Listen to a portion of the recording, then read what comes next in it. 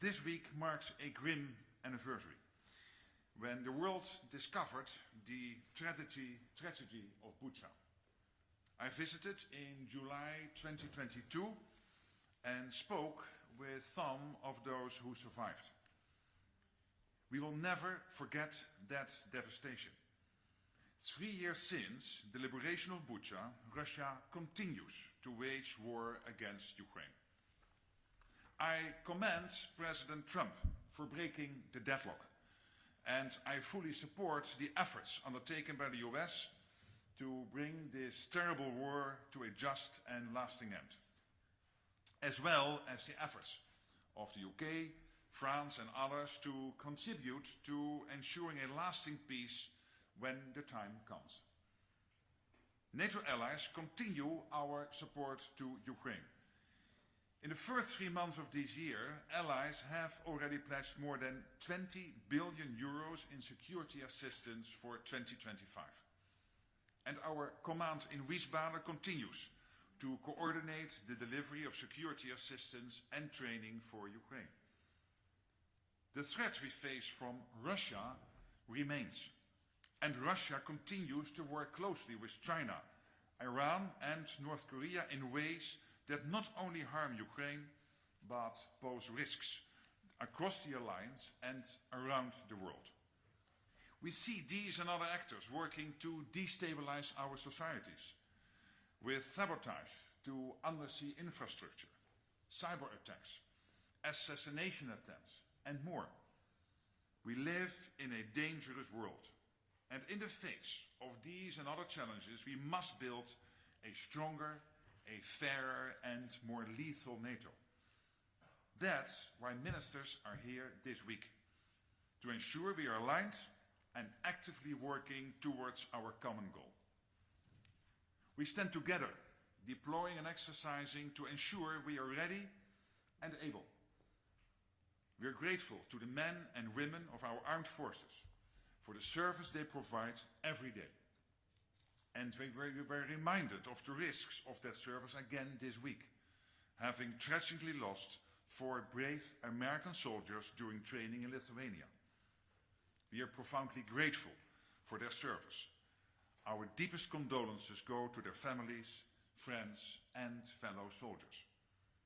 We mourn their loss and take heart in the outstanding solidarity we saw during the search and rescue operation, with Americans and Lithuanians, Poles and Estonians working shoulder to shoulder around the clock.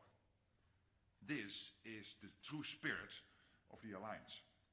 And in that spirit, we have important work to take forward. We are building a more capable alliance by investing in what we need to counter the threats we face. And we are making major progress. Many allies are stepping up their spending in ways we haven't seen in decades. And I expect more announcements to follow. This is critical. Ministers will talk about how to ensure we can continue this trend. We will also discuss how we can produce more on both sides of the Atlantic and make it easier to work together, exchange, innovate, and partner in ways that benefit us all. This is not only a topic for allies, but one that we will discuss with our Indo-Pacific partners, with Ukraine, and with the EU High Representative Kaja Kallas, who will join us on both days. Our partners make an essential contribution to our shared security, sharing insights, experience, and expertise. When we meet in the NATO-Ukraine Council tomorrow evening, we will hear from Minister Andriy Sybiha. He will update us on the current situation in Ukraine, as well as his perspectives on the process towards a just and lasting peace. All of this and more will contribute to the new chapter for NATO that we will start in The Hague in June.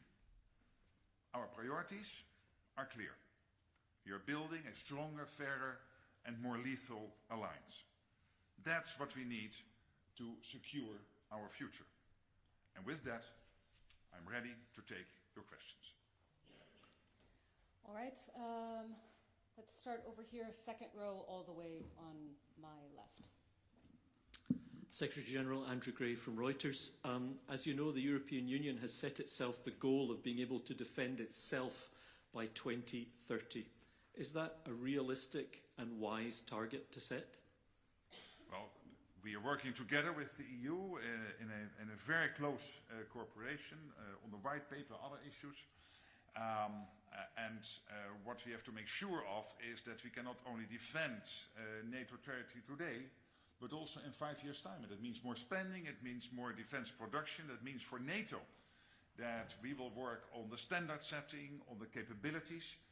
It means for our European partners that they have to work on getting the internal market going, for example, when it comes to defense industrial production. So we have a clear division of labor here.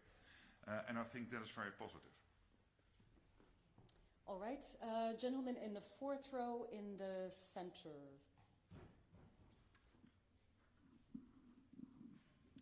Thank you. Thomas Kutschka, Frankfurter Allgemeine Zeitung. Good afternoon. Good to see you.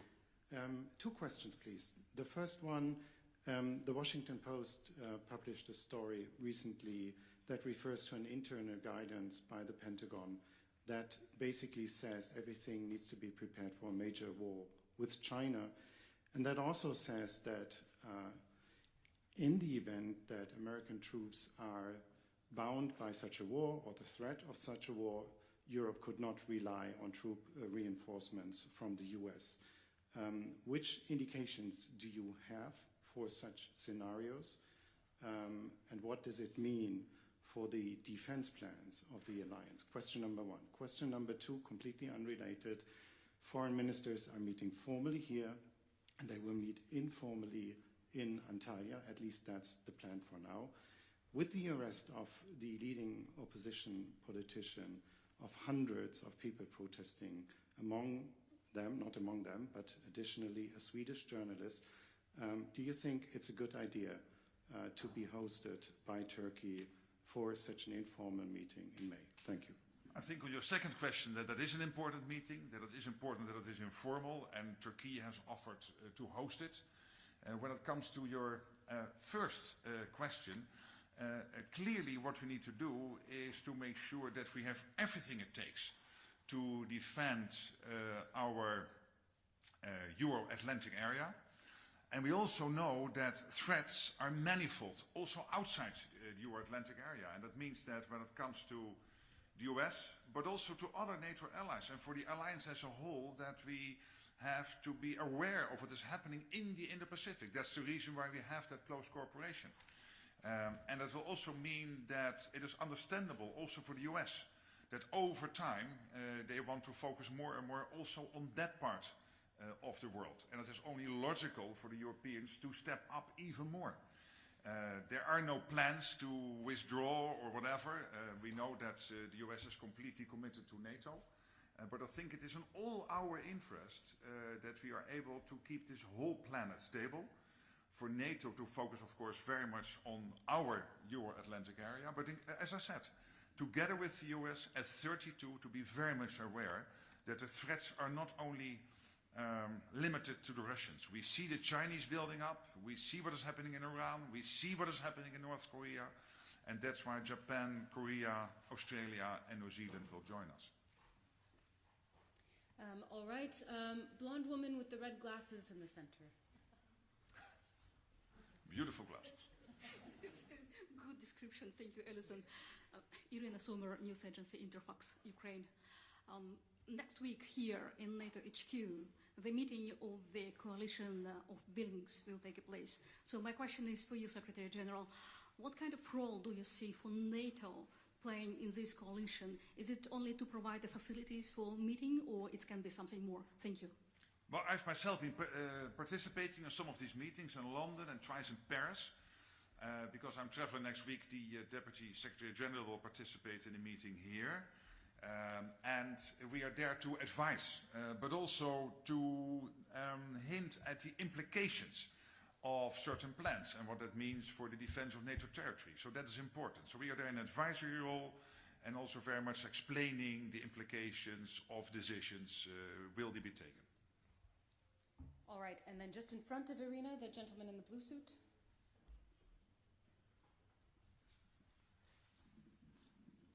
Good afternoon. I want to ask about joint military exercises Zapad 2022 will take place in Belarus.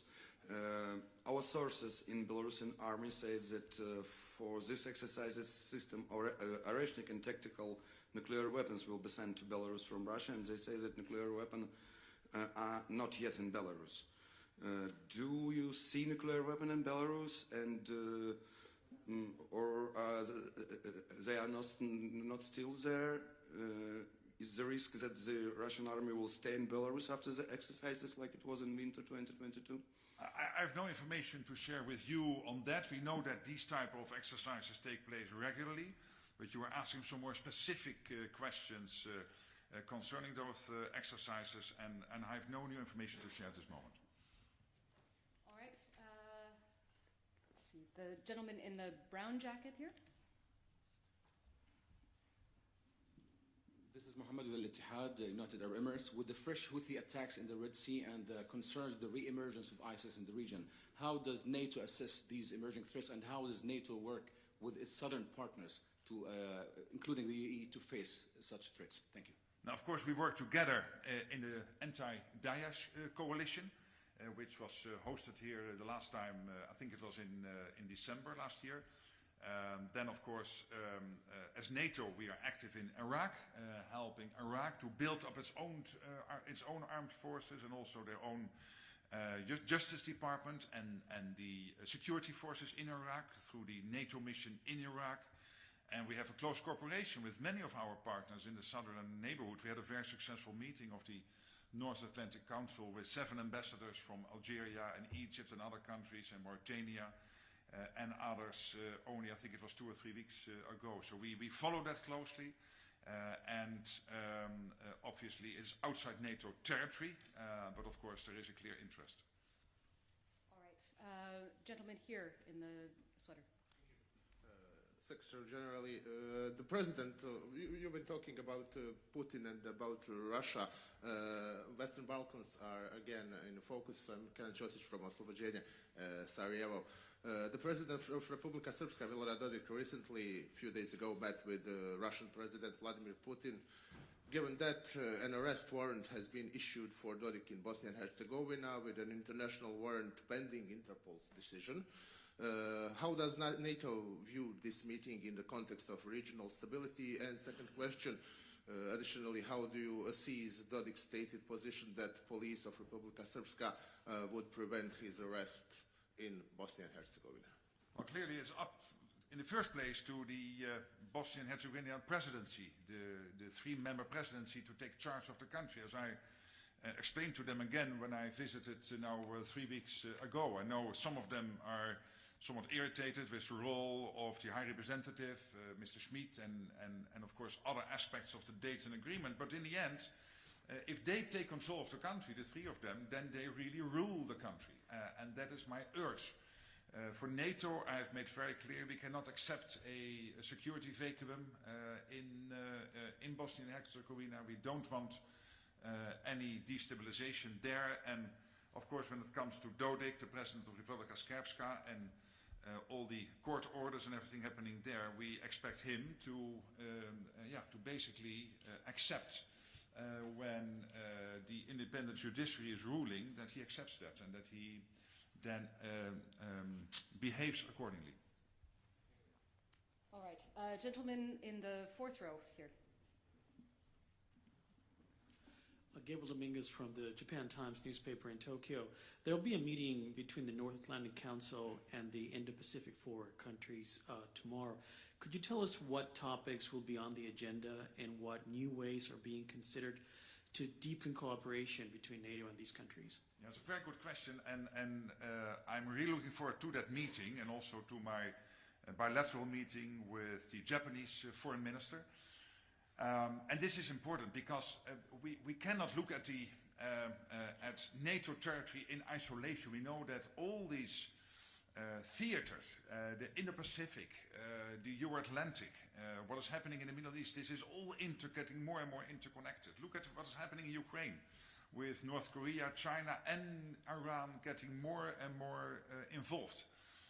And of course, the fact that China is rapidly building up its own armed forces, having towards 1,000 nuclear warheads by 2030. So what we will concentrate tomorrow on, I think,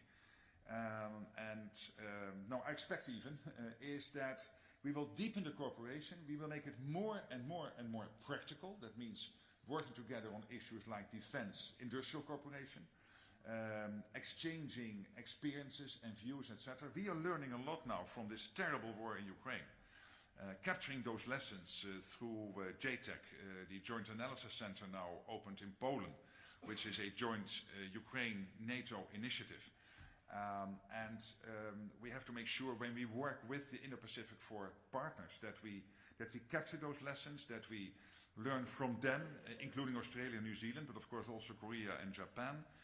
And I think that is important. And the good thing here is that it is getting from the meeting is the message, more and more to content, to meat on the bone, and that's extremely important. All right. The blonde woman in the blue dress. Hi, Alexandra Filipenko, The Breakfast Show, originally Russia, but in exile in Lithuania.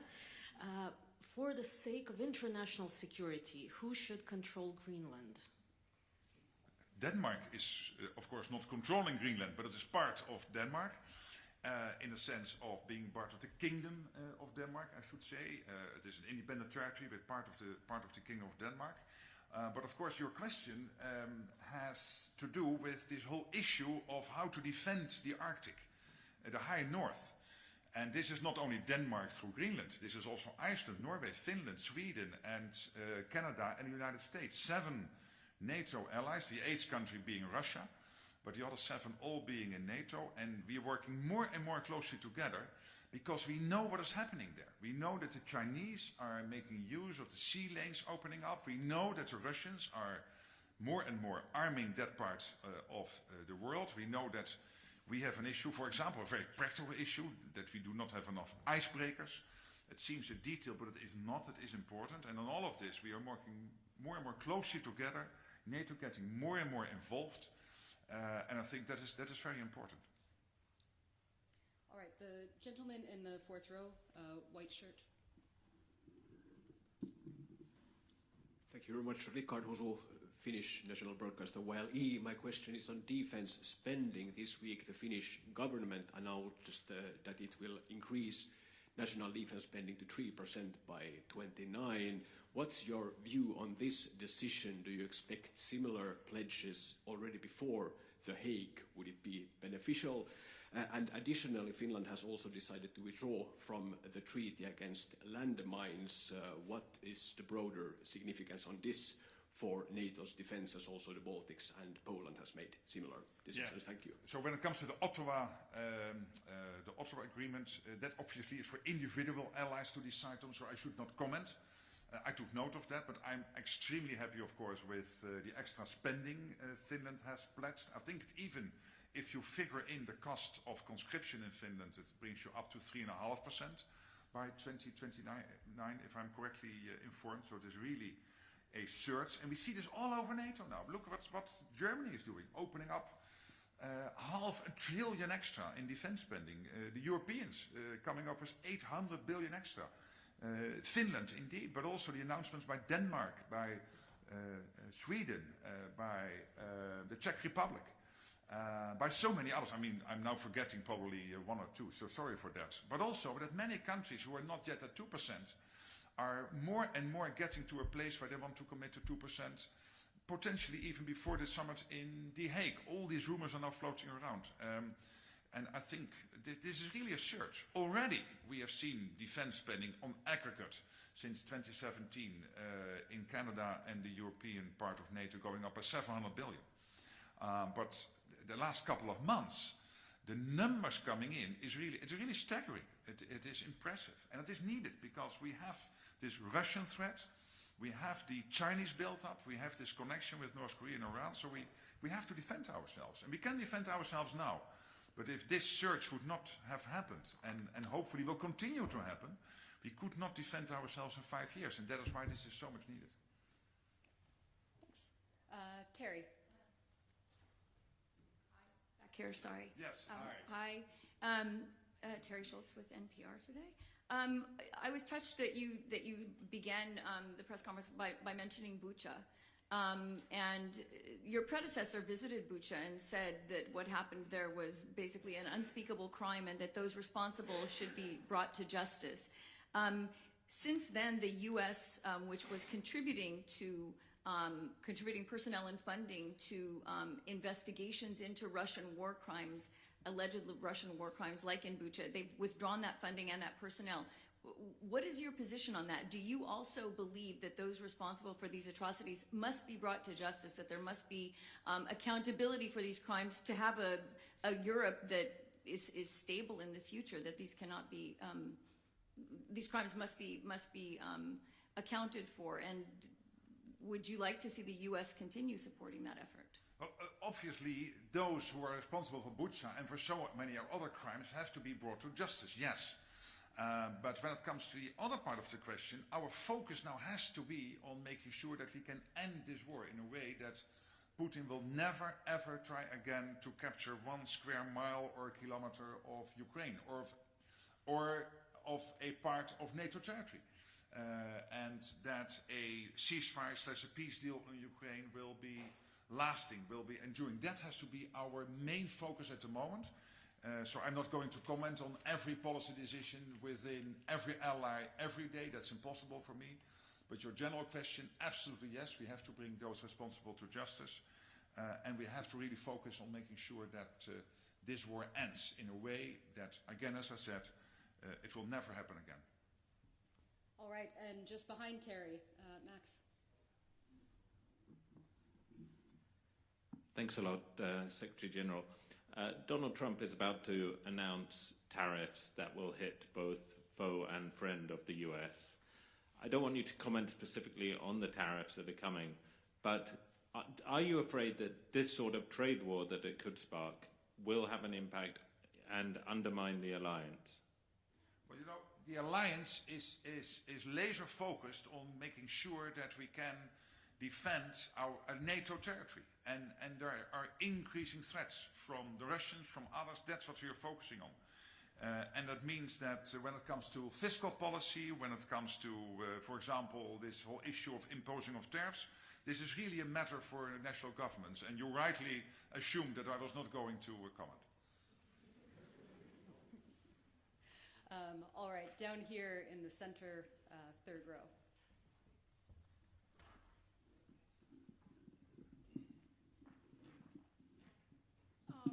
Hi. Mr. Secretary General, I wanted to ask about Moldova. So recently, 3 Russian diplomats were expelled from Chisinau after it was demonstrated the involvement of the Russian Federation embassy in the transportation of a convicted Moldovan member of the parliament to the Transnistrian region. And in reply, Russia says that serious consequences will follow. And Moldova has parliamentary elections soon, and as we all know, Moldova is also a target of cyber attacks. So can we expect an evolution of relations between Moldova and NATO in order to protect Moldova from the foreign interferences? Thank you. We have a strong cooperation with Moldova, with Chisinau, with President Sandu. She visited me in December. We know each other very well, this role, but also in my previous job in the Netherlands, we worked very well together.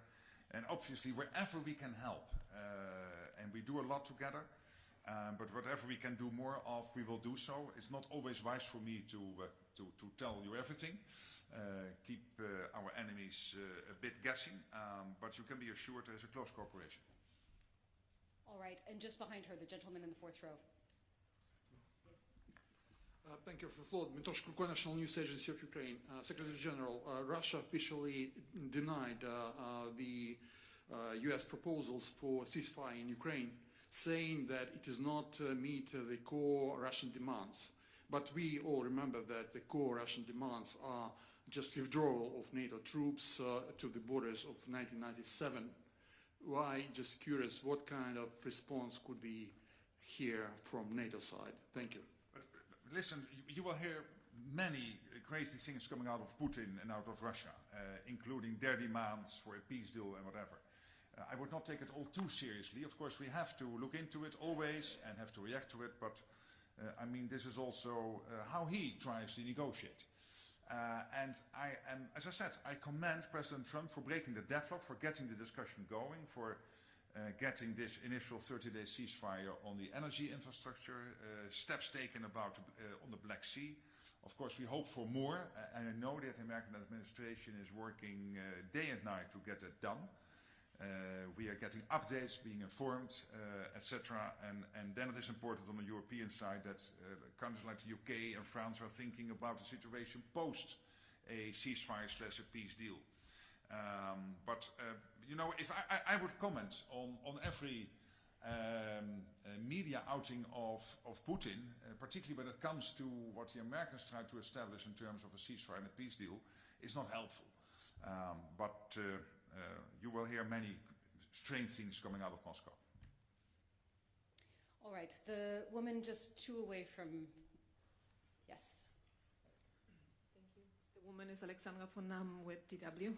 Good afternoon, ma'am. Okay.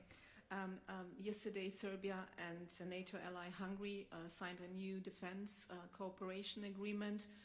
Was the NATO alliance consulted beforehand? Do you condone it, given the situation in the region and Serbia's ties with Russia? Thank you. Well, we see in the region, of course, more of these bilateral, trilateral agreements. We have also Albania with Kosovo and Croatia, and of course we have, and then this one's coming up. I mean, this is outside. NATO is not part to this, so this is not concerning the alliance. All right, the woman in the third row in the black. My name is Nastasia Mikhailova. I am from the Insider, Russian Media in Exile. And you told sometimes yesterday that the war should be end, but how it could be end now? And what do you think about Russian threats for European Union? And do you have a plan about rearm? Thank you. Well, of course, the best way to end the war is for the Russians to leave Ukraine, and then it can end very soon. But that is not going to happen, I'm afraid. So that's why it's good that the Americans have now started this process. And that was important because somebody had to break the deadlock. And I always assumed if President Trump would be elected that he would try to do so, and he has done so, and I think that is good. And we completely support those efforts, and we have to take it from here, and we have to make sure that whatever happens, that when there is a deal ultimately struck and or a sustainable ceasefire is ultimately organized, that it has to be clear to the Russians that they cannot do this again, that this has got to stop, and that's why it has to be durable, it has to be lasting, and this is exactly what the Americans are aiming for, what we all are aiming for, including making sure that the whole of NATO territory stays safe. All right, the woman in the front here.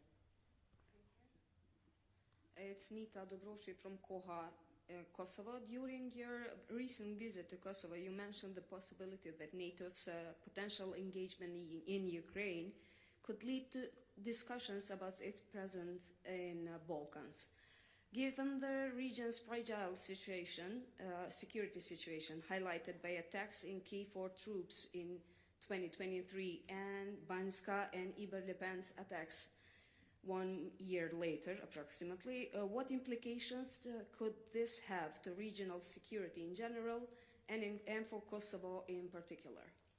I'm not sure I made a connection between Ukraine and a potential peace deal on Ukraine, and then potentially security guarantees being needed for Ukraine. We know there are initiatives now being developed by European allies, like the French and the Brits are doing with others. And I did not connect that to the situation in Kosovo, because I think KFOR is important. EUFOR, the EU force in Bosnia and Herzegovina, is important. We work closely together. I think the security situation in Kosovo is very close to our heart. We have to make sure that the situation since 1999, now much more stable, can continue. And when it comes to, indeed, Banjka and also the attack on NATO forces, both in 2023, that these Serbs will work on the accountability. This is what I discussed with President Vučić on the phone, but also when we had dinner here in Brussels 2 weeks ago. All right, the woman in the green sweater. Thank you, Bin Na-chung from Yonhap News Agency, South Korea. I'm sure you are aware of the political situation in South Korea, so I have 2 questions. Why do you think it's still crucial to have cooperation with South Korea? And secondly, actually, we're waiting for the impeachment ruling this week. So my question would be, will you be sending invitation to South Korea, whoever the leader is then, regardless of the outcome of this week's ruling? Thank you.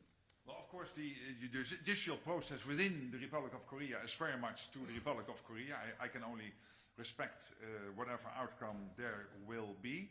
I'm happy that the foreign minister is visiting this foreign ministers meeting. I will have a meeting with him in half an hour. I'm looking forward to that bilateral meeting. And then, of course, he will participate tomorrow in the foreign ministers meeting. And when it comes to The Hague and the summit and the choreography, we still have to take final decisions on that. So no news on that. But that is not about Korea. That is more generally how will we engage, yes or no, and in what format with our partners. And the row just in front of her, the woman with the glasses. Thank you. Kim McCrail from the Wall Street Journal, and I'm sorry to hide behind the cameras. The position of the Supreme Allied Commander Europe is traditionally held by an American. There have been some reports, though, that the U.S. is considering giving that position up. I'm wondering if that happens, what would that mean for NATO? And what would that mean for the U.S.'s influence in NATO? Well, these are what-if questions, and I've seen, other than some of these rumors and reports, indeed, in your newspaper, I've not seen any concrete proposals on this. So I don't want to react on what-if questions. Chris Cavoli, being the EUCOM commander, the commander of U.S. forces here in Europe, but also being the Supreme Allied Commander, that is a tradition we have since the start of NATO, since Eisenhower, for good reasons. But let me not comment on what-if questions. All right, the woman standing. Thank you. I'm Asuntos from Tunisia. I really would like to notice that there is a group of Arab journalists from the Middle East and North Africa within this group. Secretary General, I really appreciate your comments on Ukraine. You said that you want to pursue the war criminals in justice, and your positive message to Ukrainian people was because of the Russian aggression.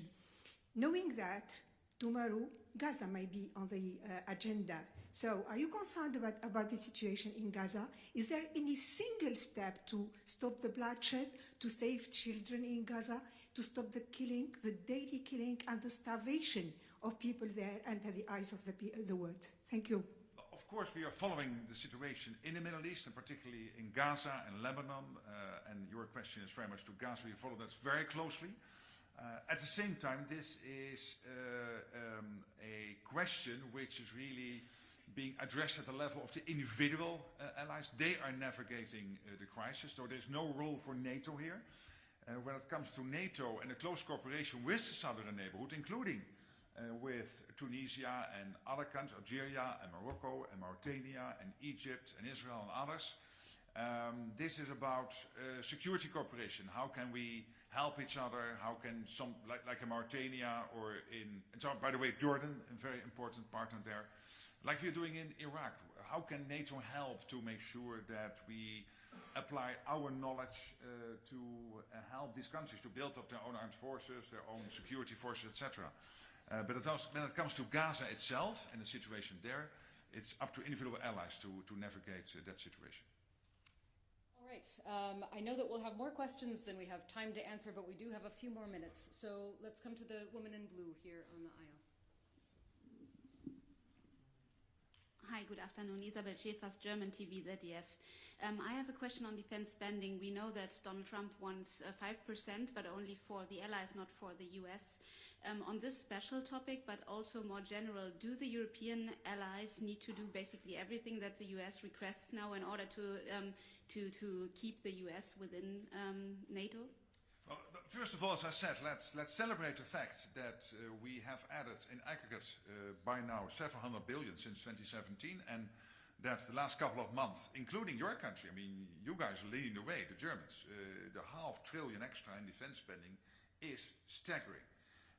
What we will have to do in the run-up to The Hague is to assess, and this is a process we have in place in NATO, the defense planning process.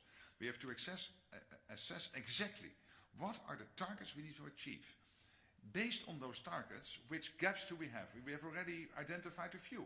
For example, the fact that we need more long-range capabilities, that we need more air defenses, that when it comes to our land forces, our armies, we need to invest more there, including in the way they are outfitted, etc.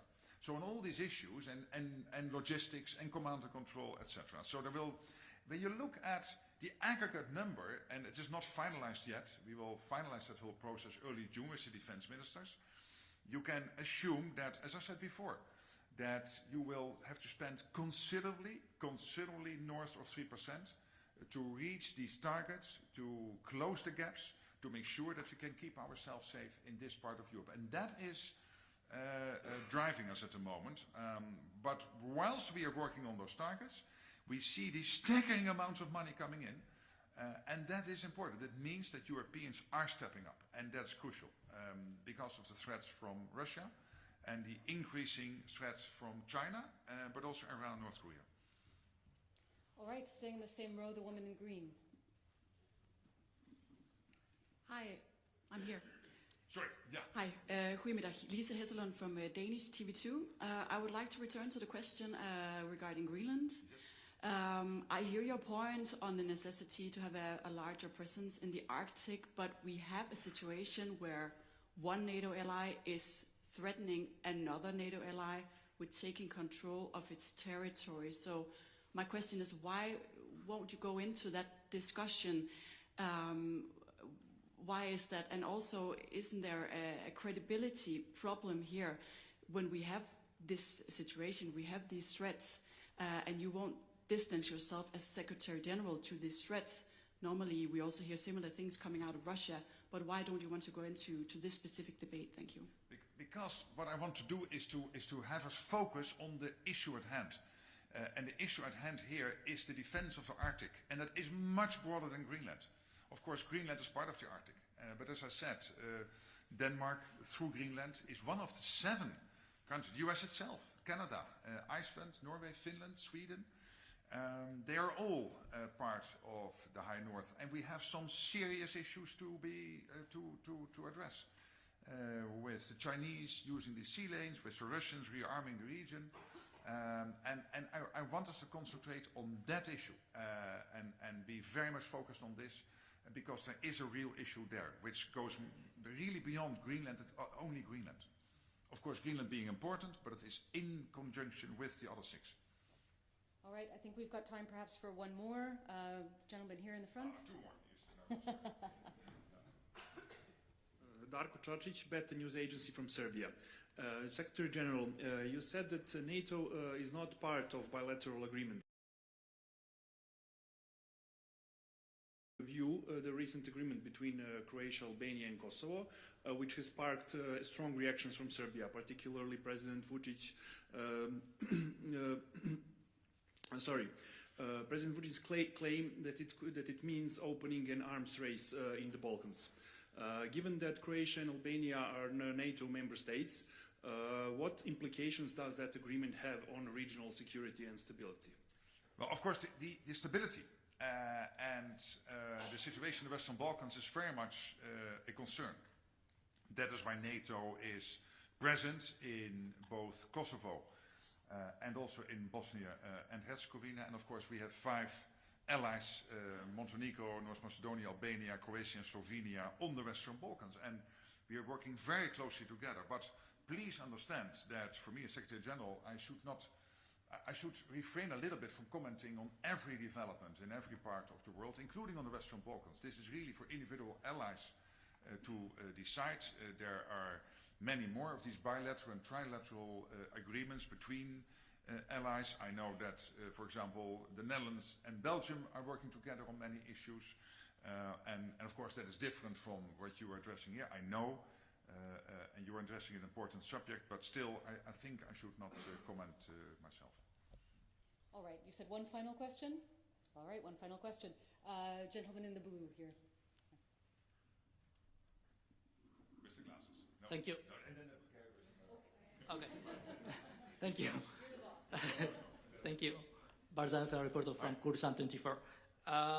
The mission of a global coalition force in Iraq to end by 2026, next year. You are, as a NATO, are you going to end as well, or you are going to stay like the training forces? And the second question, back to February, during the mission conference in Germany, you have had a meeting with the president of the Iraqi Kurdistan region. Could you tell us something about that meeting? Thank you. Yeah, that was a very positive meeting. We know each other very well in my previous role, and it is important, I think, to continue that conversation. So I was very happy to have that opportunity in Munich. Of course, I cannot disclose what we discussed in detail, but it was a very cordial meeting, re-establishing our relationship. And when it comes to Iraq, of course, we are there at the invitation of the Iraqi government, helping Iraq to develop its armed forces and develop its security forces. Of course, when there are changes to the overall security infrastructure, because, for example, the Americans potentially taking down some of their troop levels there because the discussions they have with Iraq, that could have an implication for the NATO mission in Iraq, and then we will navigate that with the Iraqi authorities. So you can be assured that we will always be in front of that. All right, and then very final question to the gentleman in the glasses and the blue shirt. Yes, thank you very much. Michel Quieres, NRC Amsterdam. And now you have to ask a nice question. That's a nice question. Okay, okay. So there was quite a few issues have raised considerable concern about the cohesion in NATO. Think about Greenland. Think about the direct contacts between the US and Russia without Europe being present. How would you characterize the atmosphere in your house at this moment? Well, as I said last week in Warsaw, I know there has been some tough language. I know that there have been allies, for example, on this side of the pond, being worried about the long-term commitment of the US to NATO. And I was in the White House, but before I went to the White House, we had President Macron there and Prime Minister Starmer, and on so many other occasions. The Americans have stated again and again, we are committed to NATO, we are committed to Article 5. This commitment comes with a clear expectation, the expectation that on this side of the Atlantic and Canada we will spend more, commit that we will really deliver on the 2%, and then move upwards because of these gaps we still have in this part of NATO to deliver on all the targets. And that's the process we are in the middle of. And in the meantime, the hundreds of billions are rolling in as we speak. And that will continue, no doubt, over the coming days and weeks is my expectation. And we have to do this because of the Russian threat and because of the increasing China threat. So let's not be naive about that. But I'm absolutely convinced this alliance is there to stay with the US. Their commitment is absolutely clear. We want to do more together in the Pacific even. And we want to work on many issues, including in the Arctic. And I think that is also positive. All right. Thank you very much, everyone. We'll be back on Friday afternoon. So if we didn't hear from you today, hopefully we'll get you in then. Thank you so much.